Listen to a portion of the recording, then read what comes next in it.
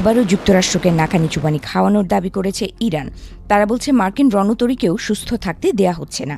ইরানের পক্ষ থেকে দাবি করা হয়েছে তাদের ড্রোনের তাড়া খেয়ে মার্কিন বিমানবাহী রণতরী ইউএসএস আব্রাহাম লিঙ্কন সংঘাতপূর্ণ এলাকা ছেড়ে সরে যেতে বাধ্য হয়েছে, যদিও এই দাবি এখনও স্বাধীনভাবে যাচাই করা যায়নি। ইরানি সামরিক সূত্রের দাবি, বৃহস্পতিবার ওমান উপসাগরের কাছে এই ঘটনার সূত্রপাত। তাদের বক্তব্য অনুযায়ী মার্কিন নৌবাহিনীর শক্তিশালী বিমানবাহী রণতরী ইউএসএস আব্রাহাম লিঙ্কন ইরানের জলসীমার কাছাকাছি অবস্থান করছিল। ঠিক সেই সময়েই ইরানের একাধিক ড্রোন আকাশে মোতায়েন করা হয়। এই ড্রোনগুলো দ্রুত গতিতে মার্কিন নৌবহরের দিকে অগ্রসর হয় বলে দাবি করা হয়েছে।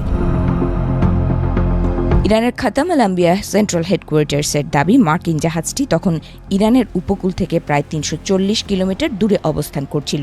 তাদের বক্তব্য অনুযায়ী ড্রোনগুলো মার্কিন রণতরীর খুব কাছাকাছি পৌঁছে যায় এবং পরিস্থিতি দ্রুত উত্তেজনাপূর্ণ হয়ে ওঠে।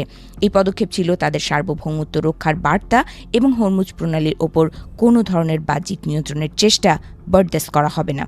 ইরানি সামরিক মুখপাত্রদের দাবি, এই ড্রোন অভিযান শুরু হওয়ার পর মার্কিন নৌবহরের মধ্যে অস্থিরতা তৈরি হয়। তাদের বক্তব্য অনুযায়ী বিমানবাহী রণতরীটি তার সঙ্গে থাকা ডেস্ট্রয়ার জাহাজগুলোকে নিয়ে দ্রুত ওই এলাকা ত্যাগ করে। ইরানের দাবি, পরে মার্কিন নৌবহর সংঘাতস্থল থেকে প্রায় ১,০০০ কিলোমিটার দূরে সরে যায়। এই ঘটনার বিষয়ে ইরানপন্থী সংবাদ মাধ্যম আল মায়াদিনও একটি প্রতিবেদন প্রকাশ করেছে। সেখানে বলা হয়েছে, একই সময় পারস্য উপসাগরের উত্তর অংশে একটি মার্কিন তেলের ট্যাঙ্কারও হামলার লক্ষ্যবস্তুতে পরিণত হয়। প্রতিবেদনে দাবি করা হয়েছে, ওই ট্যাঙ্কারে আগুন ধরে যায় এবং জাহাজটি মারাত্মকভাবে ক্ষতিগ্রস্ত হয়। ইরানের পক্ষ থেকে আরও একটি বিস্ফোরক অভিযোগ আনা হয়েছে। তাদের দাবি, অঞ্চলে অবস্থানরত কিছু মার্কিন সেনা নিরাপত্তার ঝুঁকির কারণে সামরিক ঘাঁটি ছেড়ে বিভিন্ন দেশের হোটেলে গিয়ে আশ্রয় নিচ্ছে। ইরানের সামরিক বিবৃতিতে এই ঘটনাকে কাপুরুষোচিত পশ্চাদপসরণ বলে উল্লেখ করা হয়েছে। একই সঙ্গে সতর্ক করে বলা হয়েছে, সাধারণ মানুষের আড়ালে লুকিয়েও কেউ দায় এড়াতে পারবে না। তেহরান আরও দাবি করেছে, হরমুজ প্রণালী দিয়ে জাহাজ চলাচলের নিয়ন্ত্রণ এখন কার্যত তাদের হাতেই রয়েছে। তাদের মতে যুক্তরাষ্ট্র, ইউরোপ বা ইসরায়েলের কোনো বাণিজ্যিক কিংবা সামরিক জাহাজকে আর এই গুরুত্বপূর্ণ নৌপথ ব্যবহার করতে দেয়া হবে না।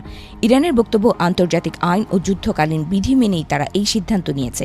ইরানি সেনাবাহিনীর লেফটেন্যান্ট কর্নেল ইব্রাহিম জুলফাকারি এক বিবৃতিতে বলেছেন, মার্কিন ও ইসরায়েলি আগ্রাসনের বিরুদ্ধে তাদের প্রতিরোধ এখন বহুমাত্রিক।